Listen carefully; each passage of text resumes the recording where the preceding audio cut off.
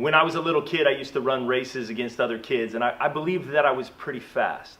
But I would never run at full speed. I would never run at top speed. I would run maybe 80%, 90%, always knowing that I could run a little bit faster. And there were two reasons why I would never run at top speed. The first reason was I leaned forward a little bit when I ran. And so I knew that if I was to run a little faster, I would have had to lean forward just a little bit more. And I ran the risk of falling on my face, just face planting in front of everybody. And instead of winning the race, I would have wound up bloody and embarrassed.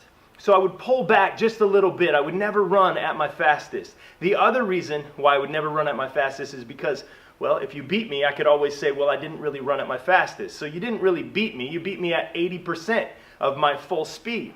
And so I would hold back so that I could never really lose.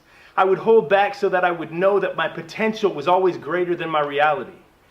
Now, that's cute as a little kid to do something like that, but I've noticed I've taken so much of that into my adult life, and maybe you have too. You find that you never really run at full speed. You get an idea and you begin to run with it, but you always hold back just a little bit, afraid your big head might pull you right down into the ground and you'd just be more embarrassed than successful.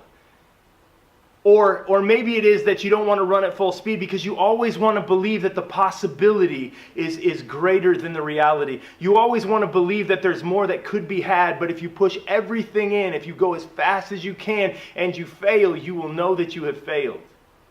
But if you just kind of dabble in everything, you'll never have to admit that you failed. You could always know, well, it would have worked out if I would have just done a little bit more. I want to encourage you, as I encourage myself, just push a little bit further. Lean forward, see what happens, be willing to fall on your face. I think that that's where the fruit of our labor is really going to come from.